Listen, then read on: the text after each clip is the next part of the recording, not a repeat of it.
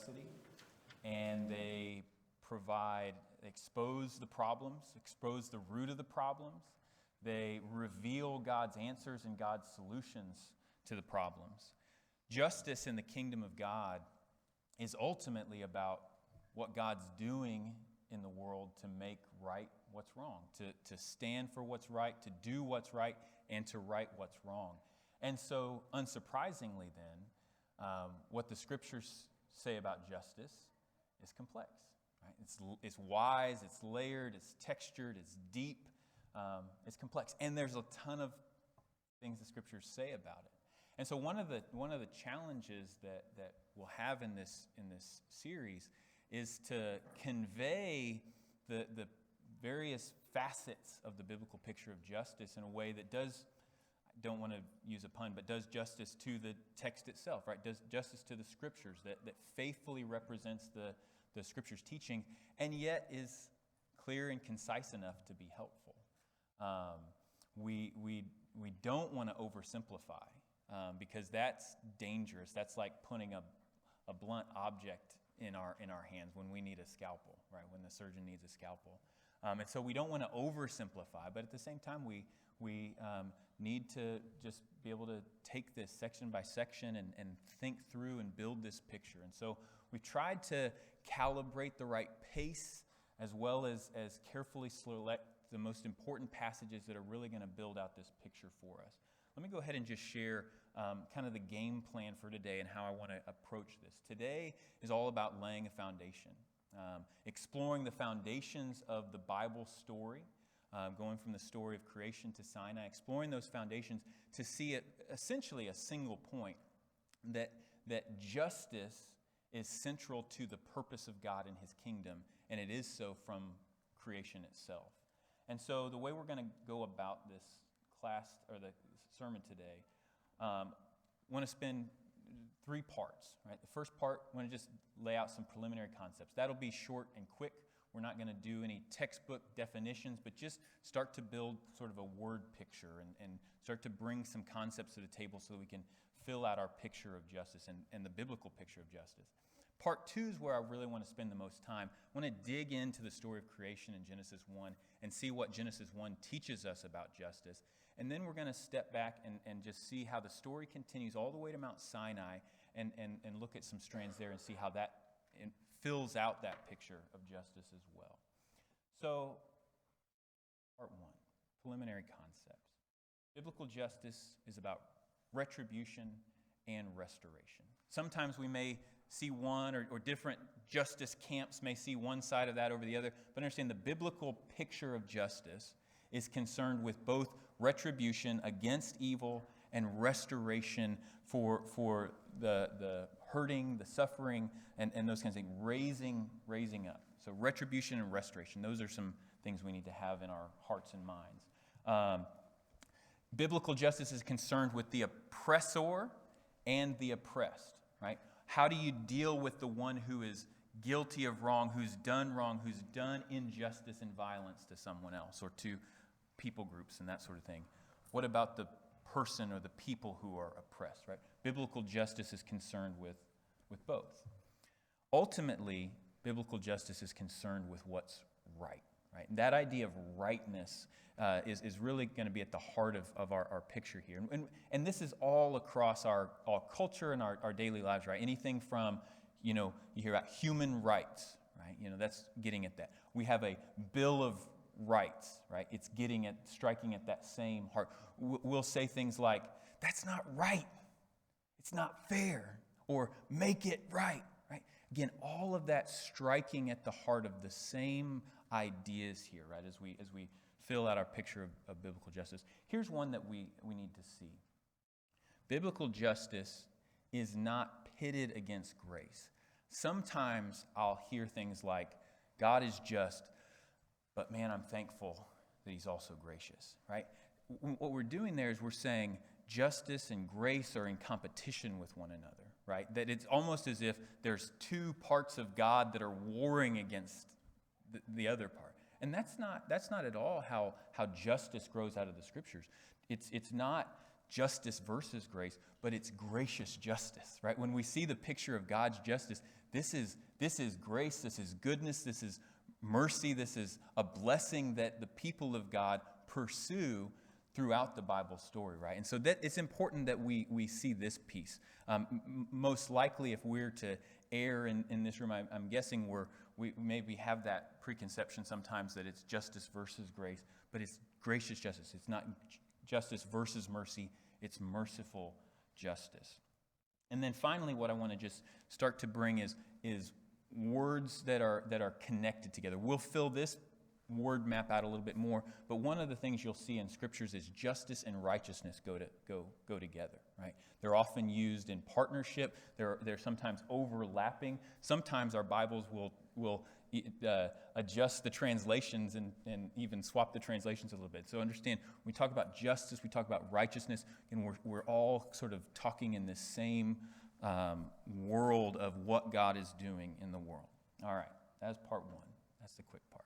Okay, let's open up, if you would, to Genesis chapter 1. I want to think about the story of creation. In the beginning, God created the heavens and the earth and everything that's in them. And in Genesis 1, the scriptures introduce us to God, depicting him as the high king of creation. He's good, he's wise, he's benevolent, he's powerful. He commands, and creation obeys, right? God said, and it was so, right? And so he is the one in authority. He is the king of creation. He created a good world full of order and beauty and life from wisdom. And the pinnacle of his work in creation, God creates humanity with a profound purpose in his world. God made humanity in his image and appointed humanity to rule over the works of creation. Listen to Genesis 1:26, just through the end of the chapter, just to hear these words. Then God said, "Let us make man in our image," or humanity, or a human in our image, according to our likeness, and let them rule over the fish of the sea, and over the birds of the sky, or the heavens, and over the cattle, and over all the earth, and over every creeping thing that creeps on the earth. God created a human in his own image. In the image of God, he created them. Male and female, he created them. God blessed them, and God said to them, "Be fruitful and multiply and fill the earth and subdue it. Rule over the fish of the sea and over the birds of the sky and over every living thing that moves on the earth." Then God said, "Behold, I've given you every plant yielding seed that's on the surface of the earth, every tree that has fruit yielding in it, and it shall be food for you, and to every beast of the earth, and to every bird of the sky, and to everything that moves on the earth which has life, every green plant for food." And it was so. God saw all that he had made. Behold, it was very good. There was evening, and there was morning, the sixth day. So in short, right, we look at the picture of creation. We see God as king of creation. Humanity's created in his image to rule over creation as his representatives. What I want to do is now zoom in on this picture. Just summarize the creation story in short, but I want to zoom in and see three critical points that speak to justice that's very important that we see. The first is when we look at God's kingship. Right? We look at creation, we see the kingship of God. We're seeing God as high king of heaven and on earth will do justice and righteousness in the world. Okay. Let's think through that. One, just as a point of background, in the ancient Near East, it was the king's job, it was the king's role to administer justice and righteousness. And that's not a stretch for us because we expect the same thing of our leaders today, right? It's ultimately falls to them to administer justice and righteousness in our society, in our communities, in our nations, right? But this is a special role for the king in the ancient Near East. And God is king in creation. You want a good biblical portrait of this, take a look at 1 Kings chapter 3 sometime. Go and just read in the beginning of Solomon's reign and think about what he prayed to God when he asked God for wisdom. What did he understand his role to be king was? And to administer justice and righteousness. And then you get a beautiful picture of him doing that when the women come to him for justice. So God as high king of creation is to administer justice and righteousness in the cosmos. But character matters. Right? Character matters. Characters essential for those in power in the administration of justice and righteousness. A good king with a heart for justice and righteousness will administer justice and righteousness, as we see in the reigns of David, if you take a look at 2 Samuel chapter 8, or Solomon, again, if you see 1 Kings chapter 3. A twisted king who's selfish and prideful will promote and propagate injustice and violence, as you see in the reigns of Ahab. Take a look at 2 Kings 21 sometime, the story of Naboth's vineyard. So what's the character of God to rule and administer justice? Now, the whole Bible is going to answer that question, is going to be devoted to answering that question in a lot of ways. But there's some things that we can see even in Genesis 1 to answer that question. What's the character of God? If you just read the creation story, what do we pick up about the character of God? We see goodness and benevolence, right? Think about every day. What's God observing at the end of every day? God saw it was good. You see that in his disposition to see good. But even more clearly, right? Twice in the creation story it says, and God blessed them. What's his posture towards his creation, right? Day 5, he blessed them, said, be fruitful and multiply. Day 6, what he does for humanity, God blessed them. And God said, be fruitful and multiply and fill the earth and rule over it. So we see goodness and benevolence. We also see humble generosity. Notice God as king does not hoard his power, right? We tend to think in terms of power as something that we have to cling to and we have to hoard, but God's not like that. God also does not create subjects just to flatter him with praise or to serve him as slaves. Instead, what's God creating humans to be? To do? To rule, right? To rule. We'll say more about this in a minute. And this picture of God's characters magnifies when we set it in its original context and in dialogue with other creation stories that were going on. You can look at other ancient Near Eastern creation myths and creation stories and realize that the picture of the gods were volatile, were violent, were selfish, were lustful. In other words, the gods were made in the image of humans in those stories. One of the more famous ones, and is often set in comparison to Genesis 1, to see the contrast, is the Babylonian creation epic, Enuma Elish. And there you've got essentially this war breaking out between the gods. The grandparent gods are angry with their grandchildren because they're loud and they're noisy, and so they want to kill them, right? Like, what in the world? But the younger gods get wind of it and strike first, and the grandfather god is killed. And so the grandmother god in her wrath starts a war against her grandchildren, and then the great god Marduk rises up, kills his grandmother Tiamat, breaks her body in half, and with one half he forms the heavens, with the other half he forms the land, and then kills another god, and from the blood of that god makes humans as slaves to serve the gods. That's crazy, right? But that looks a lot more like human history than Genesis 1 when you think about at least how it's describing history. But Genesis 1 comes along and says, no, that was not the intention. That was not where things actually begin. That was not what this world is supposed to be. Even from that abbreviated, that's shorter than Cliff Notes, but even from that abbreviation, right? Can we see the stark contrast between Genesis 1 and those stories, right? The God of Genesis, our God, the high king of creation, is good. He's not selfish. He's not volatile. He's not just causing war whenever he wants to, whenever he feels like it. We can trust him to administer justice and righteousness. And the Psalms reinforce this, right? The psalmist in Psalm 33 says, he loves righteousness and justice. The earth is full of the loving kindness of Yahweh. Or Psalm 89 and 97, righteousness and justice are the foundation of his throne. Psalm 111, the works of his hands are truth and justice. So again, God as high king of heaven and earth will do justice and righteousness in the world. But now let's turn from God to see humanity. We look at humanity. We look at humanity made in the image of God. What does that say about human value?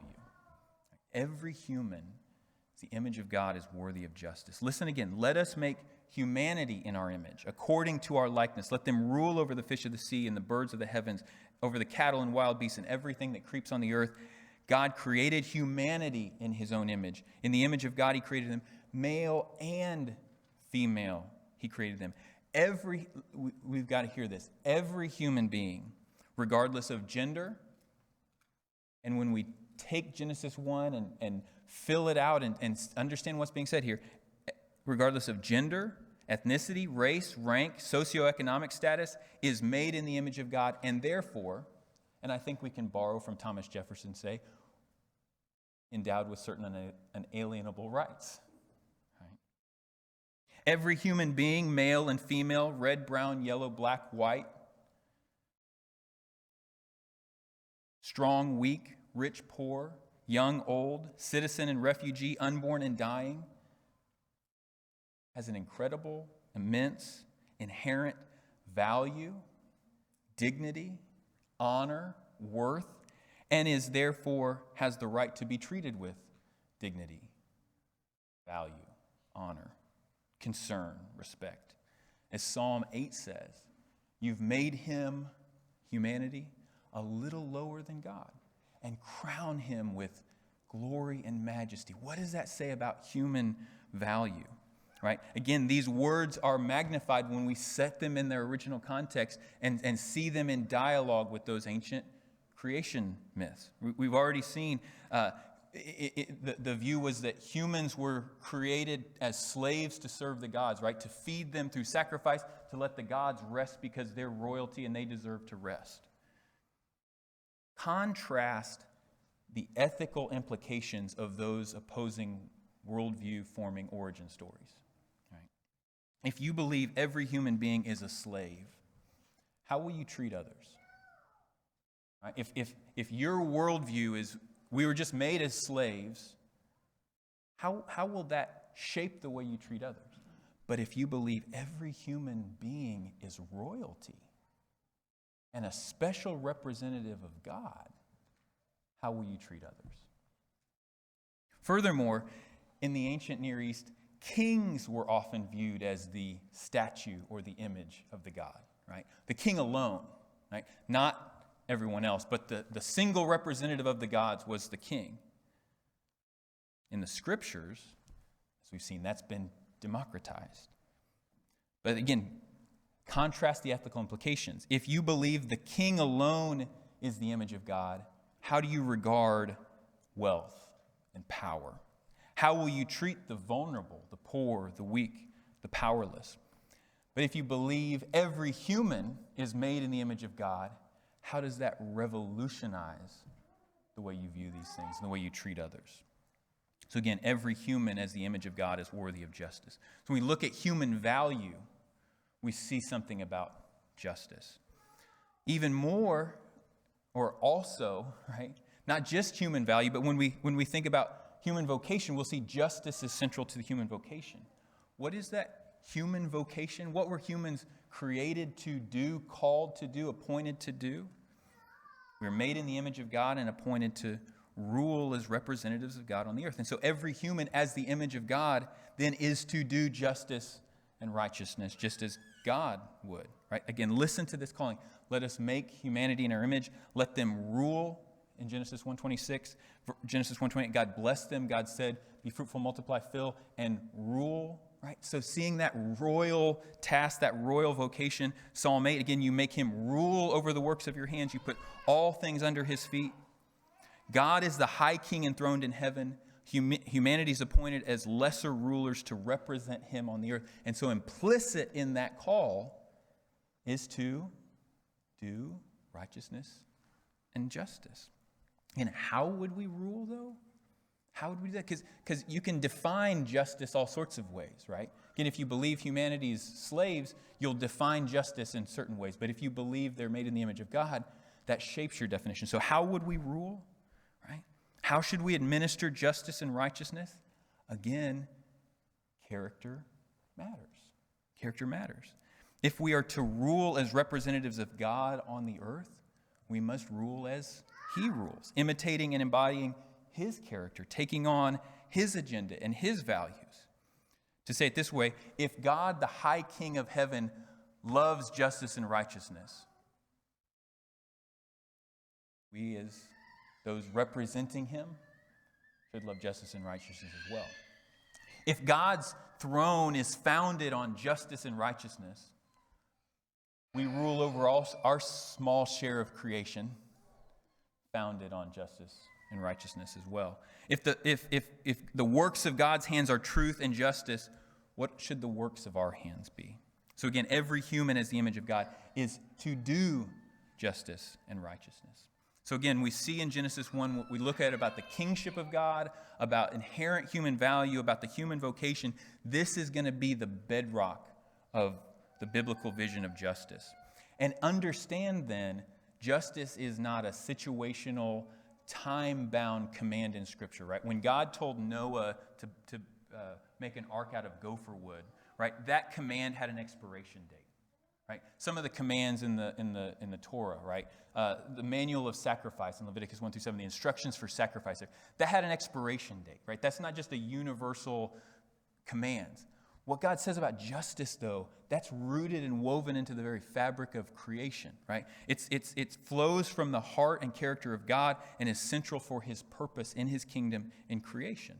That's at least in part why Jesus would say justice is one of the weightier matters of the law. So justice is central to who God is and what his purpose is. Justice is central to who we are and what our calling is. Okay.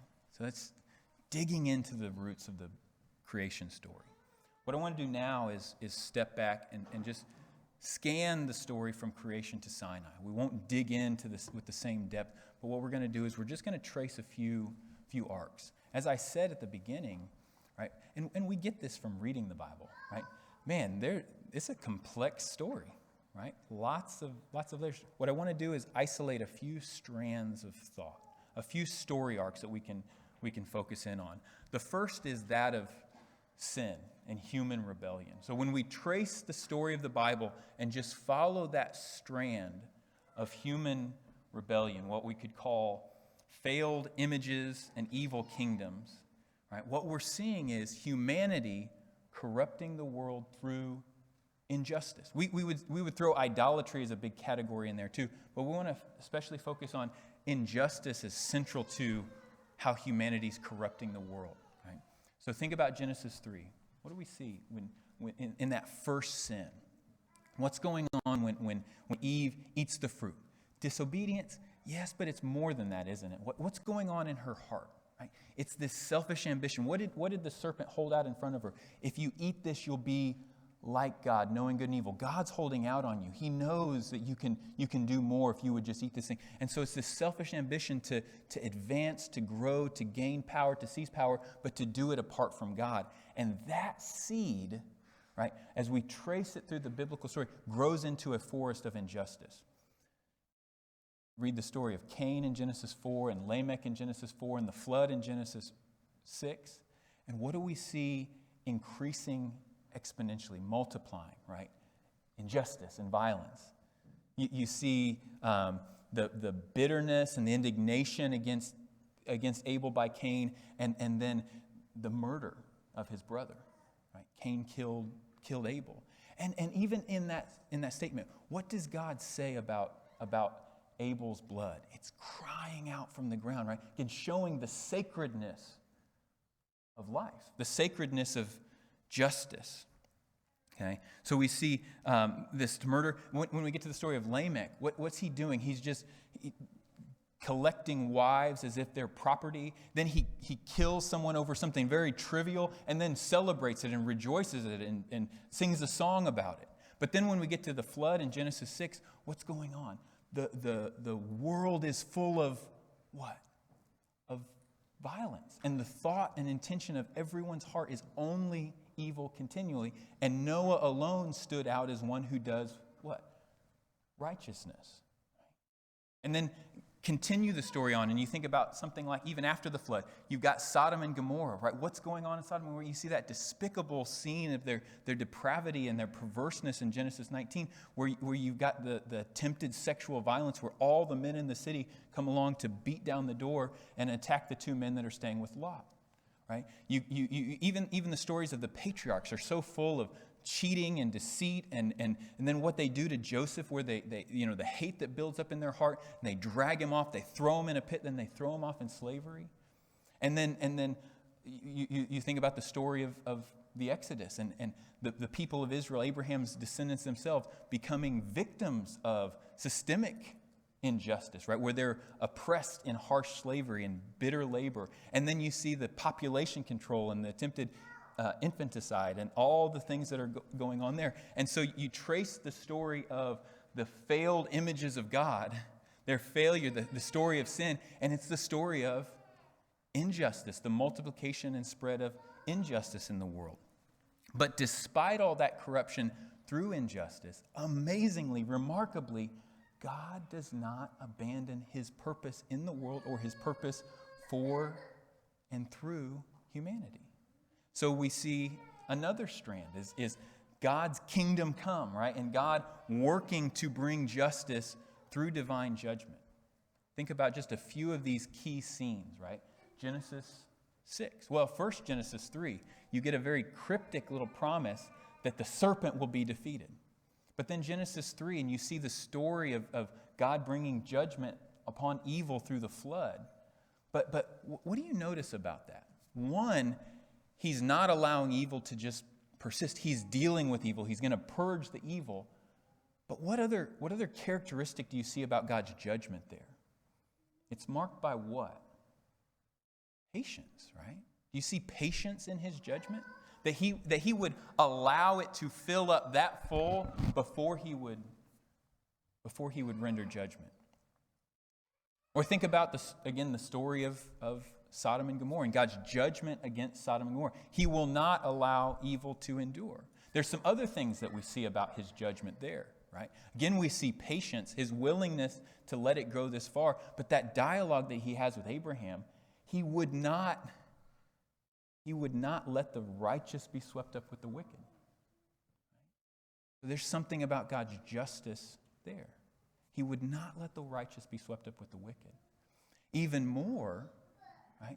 He would withhold judgment if it meant that the righteous might get swept up with the wicked. Even if there were 10 righteous people there, he would hold back judgment. And then we think about Egypt. How did God respond to the injustices that were going on in Egypt? Right? You see him bringing the 10 plagues, rendering judgment on Pharaoh, on Egypt, on their gods through the plagues. But again, that's marked by patience. Right? So we see God as divine judge rendering judgment. The other thing that we see in the Exodus story, as God renders judgment on Egypt, what's he doing for his people? He's rescuing them. He's redeeming them. He's liberating them. And he's bringing them out to relationship with him, to life and fullness and flourishing in his protection and in nearness to him. Right? And so in that story, we see the connection between justice, judgment, and salvation. Right? These are going to be interlocking terms as well. The last thing that we want to see, the other action of God in terms of justice, he's bringing judgment through his own divine judgment, but he's also bringing justice through human agency. This is really important because this is where we come into the story, right? This is our part in the story. In Genesis 12, God calls Abraham. Right? God calls Abram from his home, and he makes the promises to him. I'll bless those who bless you, curse those who curse you, make you a great nation and all that, give you a great name. And in your seed, all the nations of the earth will be blessed. Right? So we see this calling of humanity to be this bearer, this carrier of God's blessing to the rest of humanity, to carry forth that purpose. Look at Genesis 18. Open up your Bibles here. I want us all to see this. In Genesis 18, this is God's conversation with Abraham just before he's going to bring judgment on Sodom and Gomorrah. And he's deliberating. Well, should I tell him what I'm about to do? Right? But listen to what he says in the course of that conversation. Should I tell him what to do? Verse 19, for I have chosen him so that he may command his children and his household after him to keep the way of Yahweh by doing righteousness and justice, so that Yahweh may bring upon Abraham what he has spoken about him. Notice, what was the charge given to Abraham? Right? What was that calling given to Abraham? To do righteousness and justice, and to teach his children to do the same, right? You see this big picture of blessing to all the nations, but what does that look like on the ground? Teach your kids to do the right thing. Teach your family to do the right thing. Teach your descendants to do what's right. Right? Notice how the calling to do justice is also tied to the promise. Teach them to do this so that they may receive what I would give them. And notice this, the way it's almost stated incidentally in the text, right, shows us that this is something we should have seen before. He says it explicitly here, but we should have known it implicitly before. To say all this another way, Abraham's calling is to resume the original human vocation, to rule as a representative of God, doing justice and righteousness in the world. From the beginning, that's been God's vision or purpose for the world. That flourishing of humanity, justice and righteousness is going to support that, going to promote that. But notice how he's pursuing this vision, one person, one family, one people at a time. And then we get to Exodus 19. And God calls Israel out of slavery. He brings them to himself. He says, I bore you out on eagle's wings, and I brought you to myself. And what does God call Israel to be? Again, his royal representatives in the earth. Let them be a kingdom of priests and a holy nation. They're now carrying forward what humanity was to be from the beginning, right? These royal representatives of God. And that means doing justice and righteousness. Listen to Deuteronomy 4. As Moses is reflecting on the laws and the commands and the statutes and the ordinances that God gives Israel to guide them in their calling, listen to what he says. Deuteronomy 4, verses 5 through 8. He says, see, I've taught you statutes and judgments, just as Yahweh my God commanded me that you should do thus in the land where you're entering to possess it. So keep and do, for that is your wisdom and your understanding in the sight of the peoples who will hear all these statutes and say, surely this great nation is a wise and understanding people. For what great nation is there that has a God so near to it as the Lord our God whenever we call on him? Or what great nation is there that has statutes and judgments as righteous as this whole law which I'm setting you before you today? Right? So we hear the calling of Israel, that they're to be representatives of God on the earth, that the people are to look at Israel and see something of God, to know something of his ways. And then the law was to inform that and to show them and to guide them in that way. And that the people around them would look on and say, look at their laws, look at the way they live, look at their culture, look at the way they interact with one another and treat other people and deal with the poor and all these kinds of things. And they would look on their laws and say, man, there's no other nation like this that has such wise laws and governance, that has a God so near them, or that has commandments so righteous and just. All right. So we've covered a lot of ground today. But we've hovered around one central point. Right? Break down everything I've said, and all serves a single point. That justice is central to the purpose of God in his kingdom, and it is so from creation. It is so from creation. Justice is central to who God is and what his purpose is. Justice is central to who we are and what our calling is, what our purpose is. Next week, Lord willing, Tyler's going to process some of these things and help strengthen these connections a little bit for us. The next time I get the opportunity to speak, I want to look at some of the laws in the Torah. And we've so far just said, okay, justice is really important, but we still haven't really said, okay, what it is, right? As we look at the laws, that's going to help us understand, okay, this is how God views it. This is how God views justice in a society. And that's where we're going to start to build out our picture a little bit more fully. If you're with us this morning and you need our prayers, if there's anything that we can do for you to encourage you or help you in your walk, we'd love to help you. If you've never given your life to Christ, we'd love to baptize you in the name of Jesus for the forgiveness of your sins. If there's anything we can do for you, please come forward as we stand and sing.